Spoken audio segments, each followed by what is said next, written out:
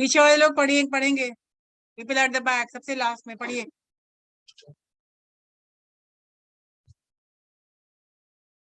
हाँ,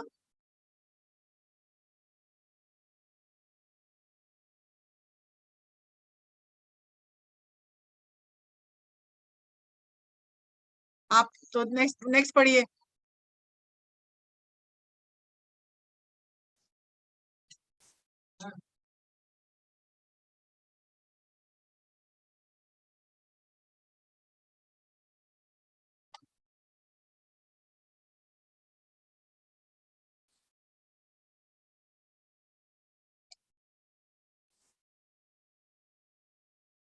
पढ़िए।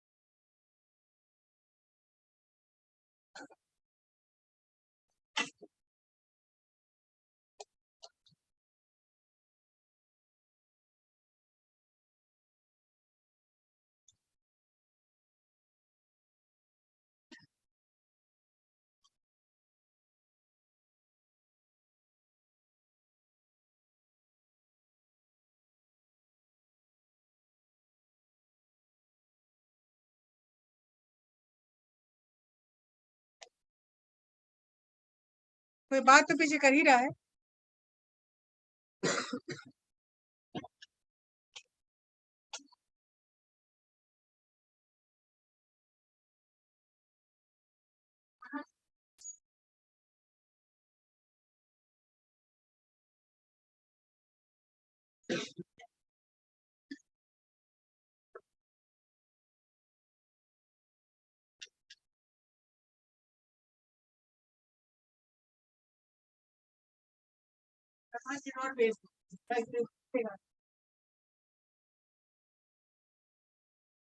Microphone on कीजिए।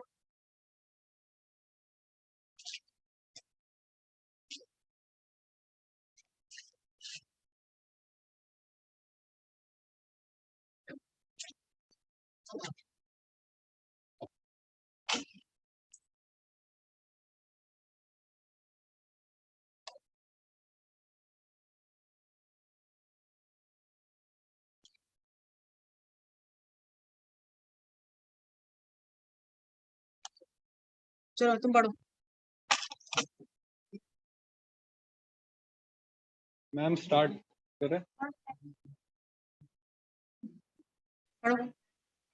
One heavily clouded morning, the postmaster little pupil had been long waiting outside the door for her call, but not hearing it as usual, she took up her dog-eared book and slowly entered the room.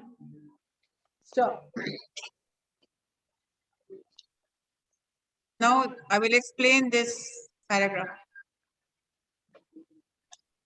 One heavily clouded morning का मतलब होता है एक सुबह जबकि बादल छाए हुए थे। Heavily cloud. कॉपी कहाँ है? पेन कहाँ है? देखो,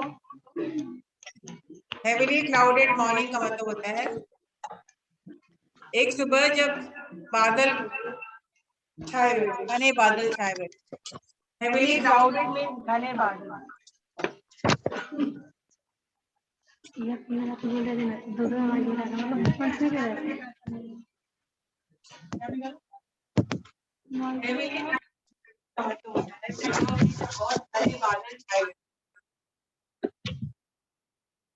क्यों नहीं रहा?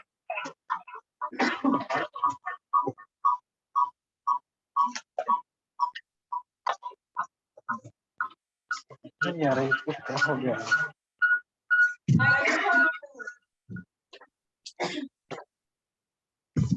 आवाज नहीं आ रही है।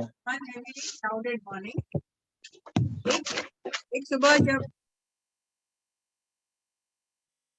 पोस्ट मास्टर जागते हैं और तेज बारिश के बाद अभी भी सुबह में घने बादल छाए हुए।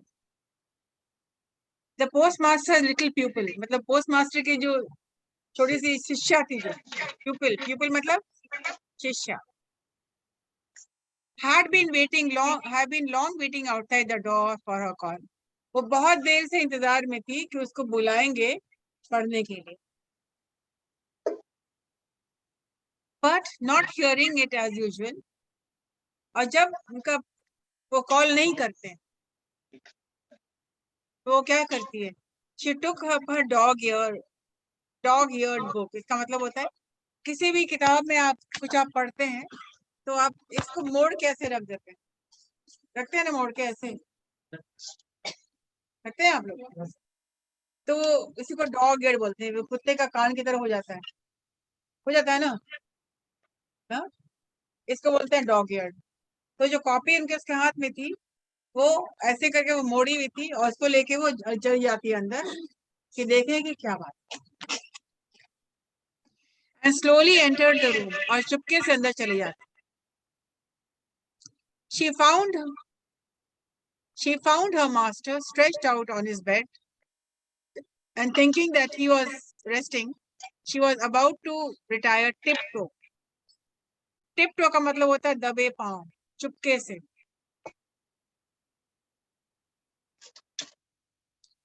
स्क्रीन में देखो,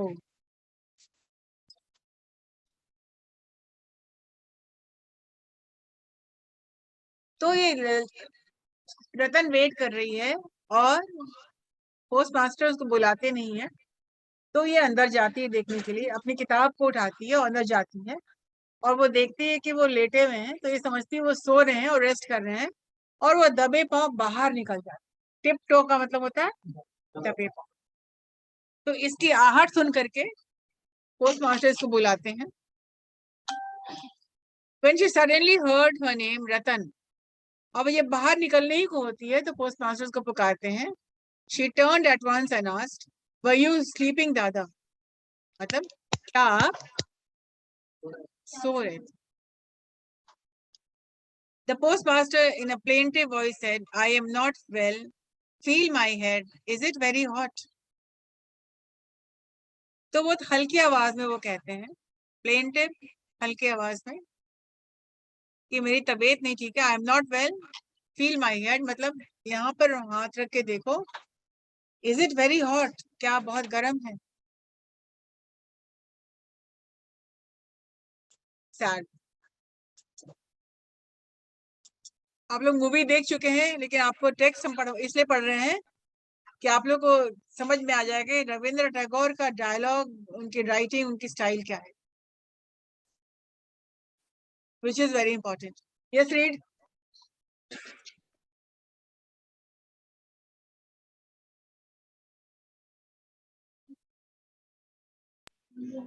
In the loneliness of his exile and in the gloom of the rains, his ailing body needed a little tender nursing.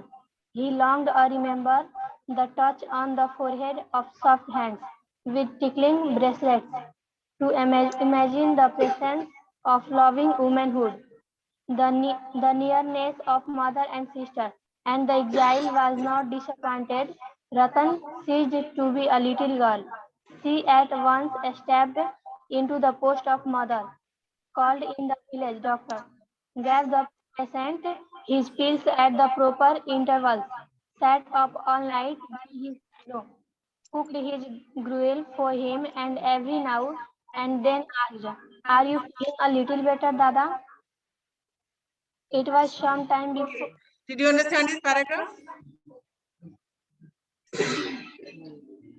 इसको समझ में आया?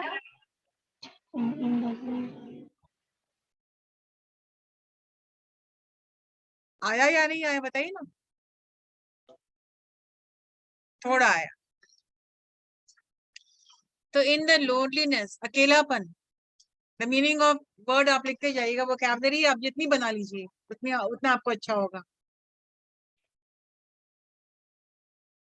लोनलीनेस, अकेलापन, तन्हाई। वो घर से दूर था, अकेला था। ग्लूम मतलब सैड होता है, उदास था। एक तो ग्लूम बारिश के मौसम में भी थोड़ा सा डल हो जाता है, बारिश का भी डल हो जाना, सैड हो जाना। मौसम भी अपनी उदासी दिखा रही थी, और उसकी तबीयत भी एलिंग बॉडी, मतलब जो उसका जो बॉडी था वो बीमार था, एलिंग, बीमार। तो इस वक्त क्या होता है, उसको ही नीडेड हिज मदर। जब बीमार पड़ता है इंसान तो मदर की याद आती है, सिस्टर की याद आ रही थी उसको, ताकि कोई उसको थोड़ा सा अच्छा लगे। ही लॉन्ग, लॉन्ग का मतलब होता है तीव्र इच्छा होना, लॉन्ग।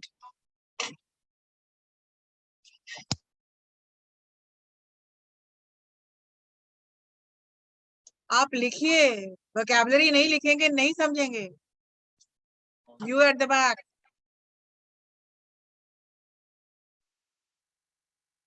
लॉन्ग का मतलब होता है तीव्र इच्छा होना। तो अपने माँ के पास वो जाना चाह रहा था, वो चाह रहा था कि माँ उसके आ जाए।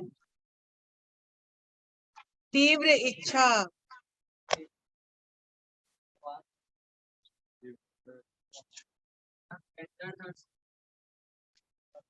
मतलब माँ जो बहुत देखभाल करती है बच्चे की, उसी तरह से। टेंडर मतलब होता है सॉफ्ट। नर्सिंग का मतलब होता है देखभाल कर।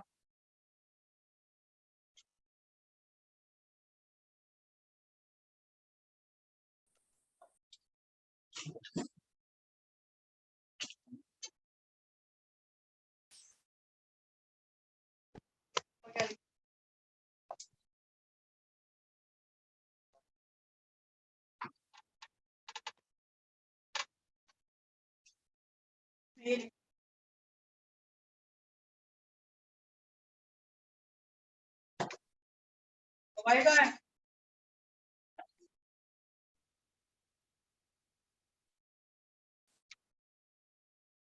जब तक नहीं खुलेगा नहीं मैं करूँगी।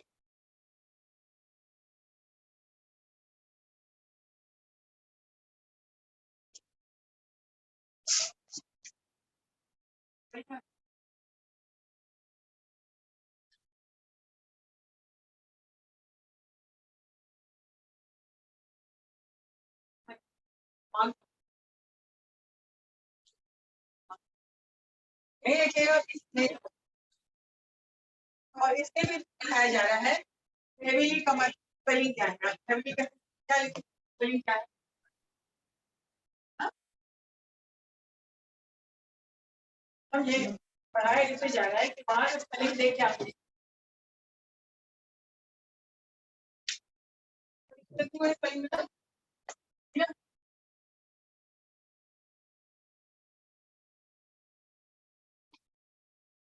जितने भी स्पेलिंग्स आप देख रहे हैं स्टोरी में, जितने भी वर्ड्स के सही से लिखिएगा।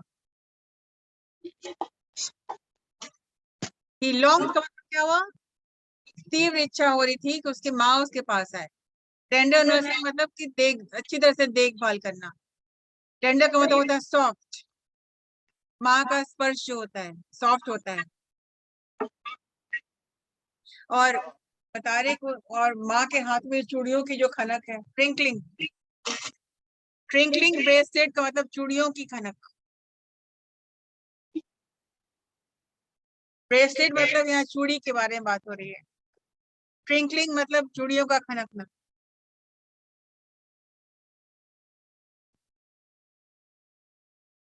तो वो सब वो इमेजिन कर रहा है, वो कल्पना में उसके आ रहा है ये सब बात। और उसको लग रहा है कि उसकी माँ उसके आसपास है, nearness of his mother and sister, कि उसकी माँ और उसकी सिस्टर उसके आसपास है।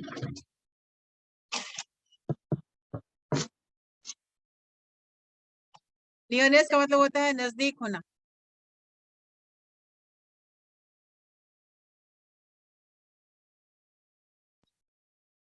एग्जाइल का मतलब पहले बता चुके थे, घर से बाहर अकेला, एक्साइल।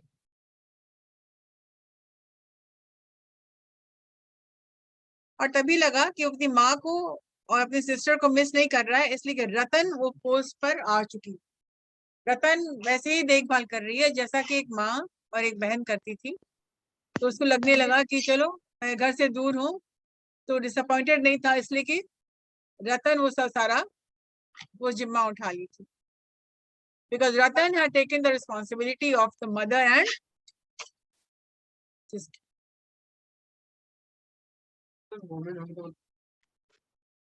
वुमन का मतलब क्या होता है? औरत। छोटी सी बच्ची से वो औरत तुरंत पे बन गई थी, ऐसे उसी के रोल में आ गई थी, माँ और बहन के रोल में। Ratan ceases to be a little girl. Ratan छोटी सी बच्ची नहीं बन करके वो तुरंत बड़ी हो गई थी, वुमेनहुड में आ गई थी, इसलिए कि उसको वही पोस्ट मिल गया था मदर का और सिस्टर का। She called the doctor, the village doctor. वो विलेज के डॉक्टर को, आप लोगों तो पिक्चर ऑलरेडी देख चुके हैं, तो समझने की ऐसी कोई बात समझ में नहीं आती, हमको नहीं आ रही। पिक्चर के बाद आप ये देख रहे हैं, पढ़ रहे हैं स्पेलिंग के लिए, पढ़ रहे हैं वोकैबुलरी के लिए। और वो अच्छी तरीके से वो उनको दवा दे रही थी।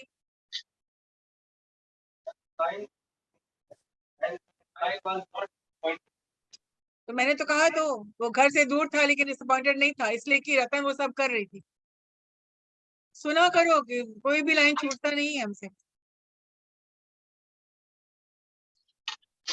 मतलब जो चीज घर में चाहिए था वो रतन यहाँ दे रही थी, तो वो निराश नहीं हुआ था।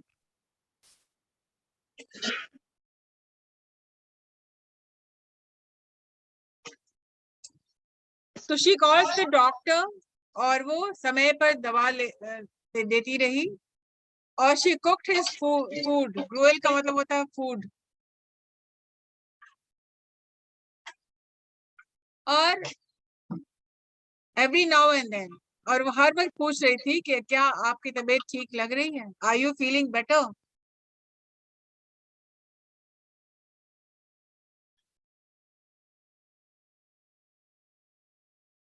एंड द होल नाइट वो जाग करके उनकी तीमारदारी कर रही थी।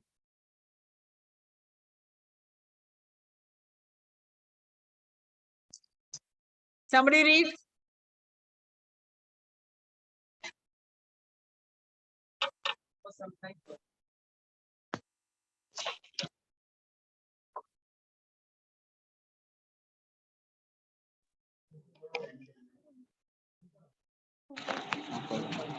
It was it was sometime before the postmaster, with weekend buddy, was able to leave his sick bed. No more of this, said he with decision. I must get a transfer. He at once wrote off to Calcutta an application for a transfer. On the ground of unhealthiness of the place, relief from her क्या duty. समझे इसको? Did you understand? Yes, ma'am. Yes, no. Yes, ma'am. All right. किसी को कुछ पूछना है?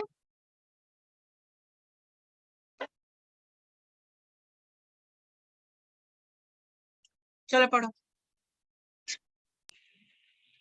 Relieved from her duty as nurse, Ratan again took up her old place outside the door. But she no longer heard the same old call. She would something peep inside furtively to find the postmaster sitting on his chair, or stretched on his bed and staring away mindedly into the air. While Ratan was awaiting her call, the postmaster was awaiting a reply to his application. The girl read her old lesson over and over again. Here, her great fear was lest when the call came, she might be found wanting double consonants. At last, after a week, the call did come one evening with overflowing heart. Ratan rushed into the All right, did you understand?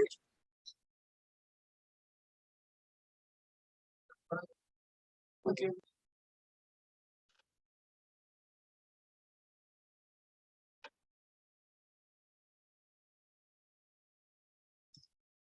Relieved from her duties as a nurse. जब उसकी तबीयत ठीक हो गई तो वो nurse के duty से वो उसको छुटकारा मिल गया और Ratan again took up her old place और फिर वो पुरानी जगह पे चली गई, वो था घर के बाहर. But she know longer heard the same call. लेकिन वो फिर रतन के वो दादा ने पुकारा नहीं, वो कभी सुन आवाज पुकारा नहीं, वो आवाज सुनी नहीं वो. She would sometimes peep inside furtively. वो चुपके से अंदर झांक लेती थी. फ्यूटिवली मतलब होता है कि चुपके से, secretly. Furtively. To find the postmaster sitting on his chair or stretched on his bed. और देखती थी कि पोस्टमास्टर बैठा हुआ है या वो लेटा हुआ है. And staring absent-mindedly into the air. और वो बिल्कुल कहीं अपने ख्यालों में खोया हुआ है. While Ratan was awaiting her call, the postmaster was awaiting a reply to his application. तो रतन यहाँ इंतजार दो तरह का हो रहा था. रतन वेट कर रही थी कि दादा उसको बुलाएं पढ़ाने के लिए, और पोस्टमास्टर क्या वेट कर रहा था कि उसके एप्लीकेशन का कोई जवाब आए. The girl read her old lessons over and over again. और वो पढ़ी भी लेसन को बार बार पढ़ रही थी. With great fear was lest. Her great fear was lest when he called again. और जब उसका नाम पुकारा गया तो उसका डर खत्म हो गया. चलो अंदर जाना है अब. हाँ खत्म हो, कम हो ना. At last, after a week, the call did come one evening. और उस समय से एक हफ्ते के बाद पोस्टमास्टर का जवाब आ गया.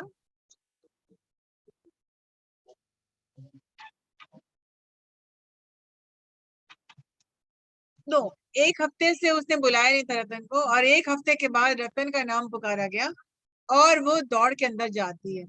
With an overflowing heart. मतलब खुशी के मारे वो पागल हो गई और वो दौड़ के जाती है अंदर पूछने, did you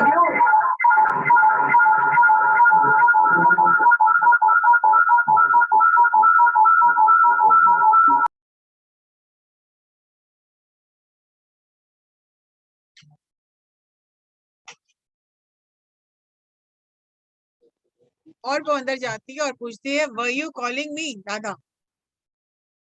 the postmaster said, I am going away tomorrow. और फिर वो कहते हैं क्या, मैं कल जा रहा हूं.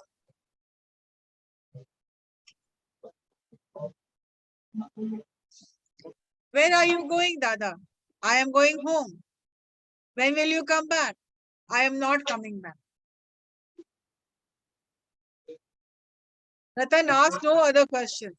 फिर उसने कुछ क्वेश्चन पूछा नहीं. The postmaster of his own accord went to tell her that his application for transfer had been rejected. और फिर वो कहता है रतन को कि उसका एप्लीकेशन रिजेक्ट हो गया, इसलिए उसने क्या किया, रिजाइन किया. अपनी मर्जी से कह रहा था, उसको कोई पूछ नहीं रहा था, वो अपनी मर्जी से कह रहा था. हाँ, अपनी मर्जी से.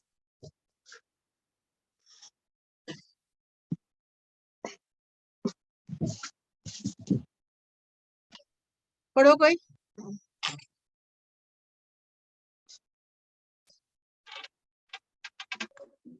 After a while, Ratan rose and went off to the kitchen to prepare the meal. But for a long time, neither of them spoke another word. The lamp went on dimly burning, and from a leak in one corner of the thatch, water dripped steadily into an earthen vessel on the floor beneath it. तो जब ये कहते हैं कि मैं जा रहा हूँ, अब नहीं आऊंगा, उसके बाद किसी ने कुछ बात नहीं की और रात भर पानी बरस रहा था और उसका जो छत से पानी टपक भी रहा था और वो जमा हो रहा था, नीचे कोई घड़ा रखा हुआ था उसमें. आगे बढ़ो. After a while, Ratan rose and went off to the kitchen to prepare the meal. But she was not so quick about it as on other days. Many new things to think of had entered her little brain. When the postmaster had finished his supper, the girl suddenly asked him, Dada, will you take me to your home? The postmaster laughed. What an idea, said he. Did not think it necessary to explain to the girl where and lay the absurdity. That whole night, absurdity का मतलब होता है बेवकूफी, मतलब what an idea, तुमको कहाँ ले जाऊंगा मैं। वो कमेंट के उस पे कटाक्ष करता है और बोलता है कि इतनी बेवकूफी वाला सवाल की है, तो उसको एक्सप्लेन करने का जरूरत समझा नहीं वो। that whole बेतुका सवाल, एब्सर्डिटी। पढ़ो। that whole night in her waking and in her dreams, the postmaster's laughing reply haunted her. What an idea. और रात भर उसको चुभता रहा।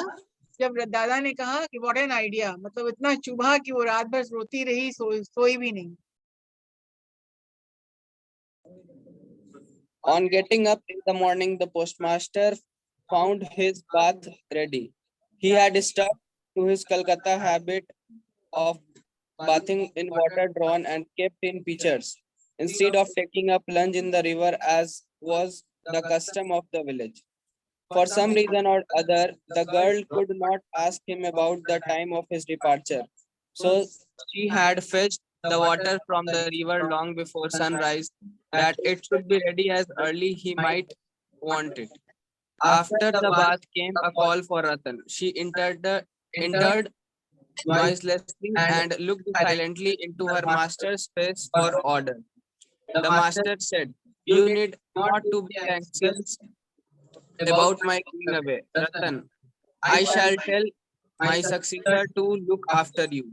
These words were kindly meant, no doubt, but inscrutable are the ways of a woman's heart. Yes. Did you understand?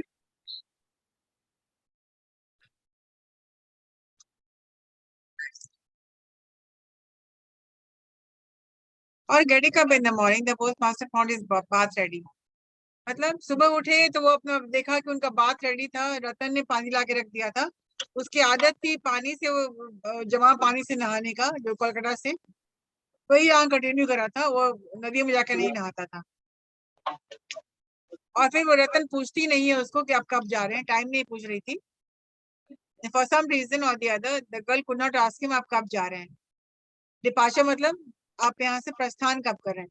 So she had fetched the water from the river, और वो पानी ले आकर के वो दे दी थी। और जाने की तैयारी अब कर रहा था। आफ्टर अ बाथ, नहाने के बाद वो रतन के को पुकारा और वो बोलता है कि नए जो आदमी आएंगे वो तेरी देखभाल अच्छी तरह से करेंगे। सक्सेसर जो आएंगे, नया आदमी जो आएगा पोस्टमास्टर, वो तेरी देखभाल अच्छी तरीके से करेगा। I shall tell my successor to look after you, और मैं कह दूंगा कि तेरी देखभाल अच्छी तरह से करेगा। दीज वर्ड्स वर काइंडली मेंट। ये वर्ड बहुत अच्छी तरीके से कहा गया था और इसका भाव भी अच्छा था। लेकिन एक औरत का दिल को समझ पाना बहुत मुश्किल है, इसीलिए no doubt but inscrutable are the ways of a woman heart. मतलब एक औरत को क्या अच्छा लगता है, और रतन के दिल में भी वो एक लड़की थी, एक का दिल और लड़की का समझना बहुत मुश्किल है। किसी भी मेल पर्सन के लिए एक औरत का समझना थोड़ी क्या, it is not possible to understand a woman's heart. Mysterious, inscrutable.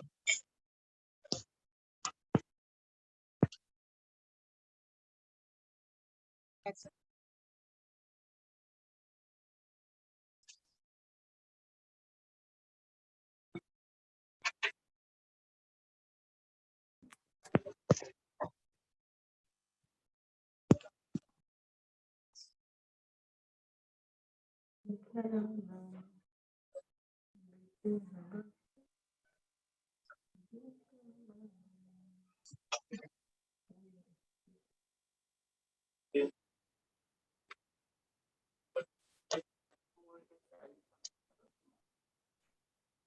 Board में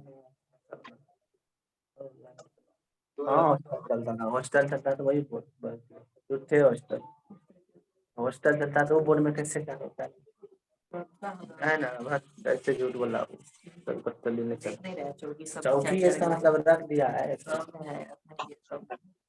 हॉस्टल में, हॉस्टल में सब जो बोर्ड है वो सब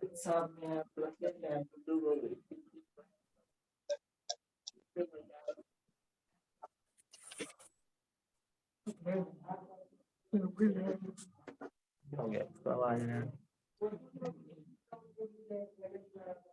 रोल नंबर 1,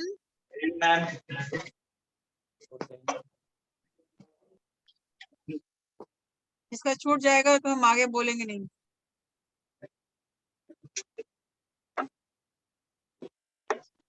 इसीलिए बात मत करिए, बात करने में आपका अटेंडेंस छूट जाएगा।